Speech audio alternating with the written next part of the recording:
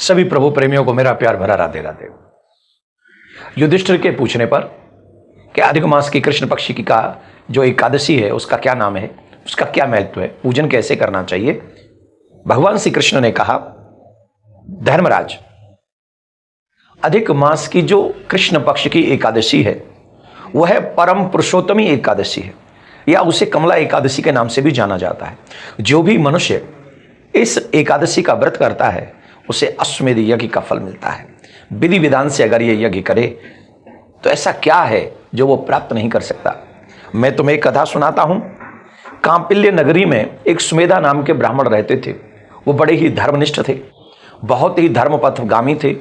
धन का अभाव था, इसके बावजूद भी वो अतिथि का भोजन कराए बगैर भोजन नहीं करते थे। उनकी पत्नी भी धर्मपरायण पतिव्रता स्त्री थी और जैसे पति चाहते थे तो पति के अनुकूल ही रहा करती थी। एक बार ब्राह्मण देवता ने कहा कि देवी, इतने कम से धन उपार्जन से हमारा ग्रस्त ढंग से परिवार नहीं चलेगा, तो मुझे धन उपार्जन करने के लिए परदेश जाना होगा। तब उनकी पत्नी जो धर्मपरायण थी, उन्होंने बहुत अच्छी बात कही, नाथ, इस संसार में मनुष्य को जितना भी मिलता है वो उसके प्रारब्ध के अनुसार, पूर्व जन्मों के कर्मों के अनुसार मिलता है। हमें और आपको ये गरीबी मिली है तो हमारे पूर्व जन्मों का ही संस्कार है। आप यहां रहिए या विदेश चले जाइए, भाग्य तो आपके साथ ही जाएगा। हमारे ब्रज में कहते हैं ना, कलकत्ता जाओ चाहे बंबई, भाग्य चले गो संगई। तो कहीं भी चले जाओ, जो बड़े होते हैं वो छोटे गांव से भी बड़े हो बन जाते हैं, और जो नहीं होते हैं वो बड़े शहरों में रह के भी मिट जाते हैं। तो उनकी पत्नी की बात बहुत अच्छी थी ब्राह्मण देवता की। हमारा प्रारब्ध अगर होगा तो निश्चित हमें धन यहीं मिलेगा, और अगर नहीं होगा तो आप कहीं भी जाइए, नहीं मिलेगा। इस बात को सुनने के बाद ब्राह्मण को भी ये बात जच गई और ब्राह्मण देवता ने इस बात को एक्सेप्ट किया कि हाँ, यही बात सही है। पत्नी की ये बात को समझ के वो वहीं रहने लगे और धर्म पथ पर चलते हुए, धर्म के उस पथ पर वो अतिथि सेवा और जैसे चल रहा था चलते थे। एक दिन कौंडिल्य ऋषि उनके घर में पधारे और कौंडिल्य ऋषि को अपने यहाँ देखकर बड़े प्रसन्न हुए। उन्होंने उनके चरणों में नमन किया, वंदन किया, भोजन इत्यादि कराया, उनकी सेवा में की, उनका आवभगत की। इससे ऋषि बड़े प्रसन्न हुए और कहा, हमसे कुछ मांगो, हम तुम्हें कुछ देना चाहते हैं। तो ब्राह्मण देवता ने कहा, महाराज, धन का अभाव है, इस धन के अभाव को कैसे मिटाया जाए, कृपा करके बताइए। तब ऋषि ने कहा, हे ब्राह्मण देवता, तुम्हें एक काम करना चाहिए।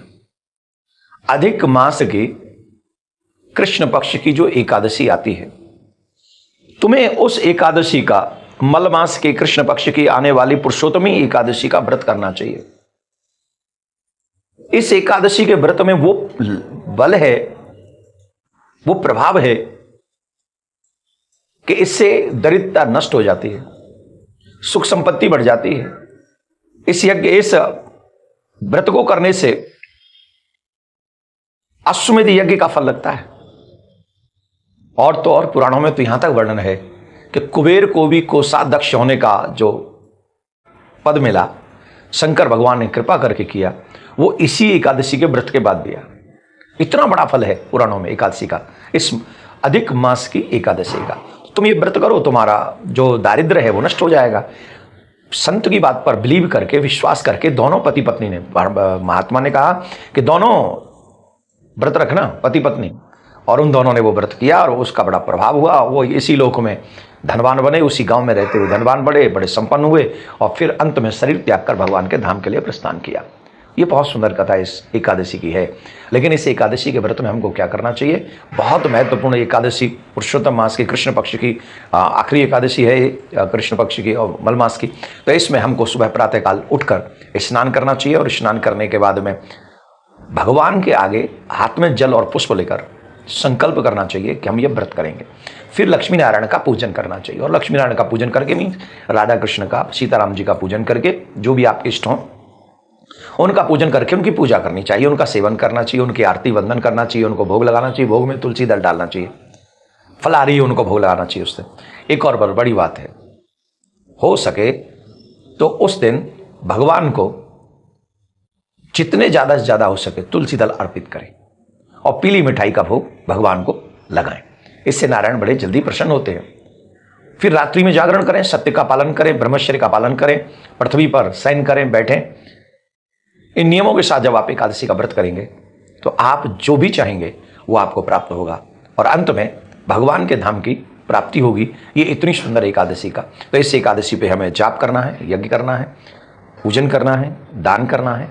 हो सके तो तुलसी अर्चन, शालिग्राम का तुलसी अर्चन आप लोग करें, जितना ज़्यादा कर सकते हैं करें, और विष्णु सहस्त्र नाम का पाठ करें, जो भी अच्छा कर सके। ओम नमो भगवते वासुदेवाय, या अपने गुरु मंत्र का जाप ज़्यादा से ज़्यादा करें। लेकिन एकादशी का व्रत करते समय एकादशी की कथा जरूर सुनें। कई लोग सिर्फ का व्रत करते हैं, कथा नहीं सुनते। जागरण करेंगे तो और इसका लाभ ज़्यादा होगा। तो इन नियमों के साथ में आप व्रत करें, और व्रत जो होगा वो 12 तारीख को होगा। एकादशी का व्रत हम 12 जून को करेंगे, और इसका जो पारायण है वो पारायण हम लोग 13 तारीख को करेंगे, और पारायण का समय होगा 5:28 से 7:50 तक। प्रिया कांजू, आपकी मनोकामना पूर्ण करें। प्रिया कांजू, आपके मन में जो भाव है वो उससे पूरा करें। आपके परिवारी जनों को, बच्चों को सनातनी बनाएं। प्रिया कांजू सुख समृद्धि धन से आपको संपन्न करें और अपने चरणों की भक्ति प्रदान करें। ऐसी प्रार्थना में प्रिया कांजू से करता हूं। राधे राधे। सभी प्रभु प्रेमियों को मेरा प्यार भरा राधे राधे। युधिष्ठिर के पूछने पर कि अधिक मास की कृष्ण पक्ष की का जो एकादशी है उसका क्या नाम है, उसका क्या महत्व है, पूजन कैसे करना चाहिए, भगवान श्री कृष्ण ने कहा, धर्मराज, अधिक मास की जो कृष्ण पक्ष की एकादशी है वह परम पुरुषोत्तमी एकादशी है, या उसे कमला एकादशी के नाम से भी जाना जाता है। जो भी मनुष्य इस एकादशी का व्रत करता है उसे अश्वमेध यज्ञ का फल मिलता है। विधि विधान से अगर ये यज्ञ करे तो ऐसा क्या है जो वो प्राप्त नहीं कर सकता। मैं तुम्हें एक कथा सुनाता हूं। कांपिल्य नगरी में एक सुमेधा नाम के ब्राह्मण रहते थे। वो बड़े ही धर्मनिष्ठ थे, बहुत ही धर्मपथगामी थे। धन का अभाव था, इसके बावजूद भी वो अतिथि का भोजन कराए बगैर भोजन नहीं करते थे। उनकी पत्नी भी धर्मपरायण पतिव्रता स्त्री थी, और जैसे पति चाहते थे तो पति के अनुकूल ही रहा करती थी। एक बार ब्राह्मण देवता ने कहा कि देवी, इतने कम से धन उपार्जन से हमारा ग्रस्त ढंग से परिवार नहीं चलेगा, तो मुझे धन उपार्जन करने के लिए प्रदेश जाना होगा। तब उनकी पत्नी जो धर्मपरायण थी उन्होंने बहुत अच्छी बात कही, नाथ, इस संसार में मनुष्य को जितना भी मिलता है वो उसके प्रारब्ध के अनुसार, पूर्व जन्मों के कर्मों के अनुसार मिलता है। हमें और आपको ये गरीबी मिली है तो हमारे पूर्व जन्मों का ही संस्कार है। आप यहां रहिए या विदेश चले जाइए, भाग्य तो आपके साथ ही जाएगा। हमारे ब्रज में कहते हैं ना, कलकत्ता जाओ चाहे बंबई, भाग्य चले गो संगई। तो कहीं भी चले जाओ, जो बड़े होते हैं वो छोटे गांव से भी बड़े बन जाते हैं, और जो नहीं होते हैं वो बड़े शहरों में रह के भी मिट जाते हैं।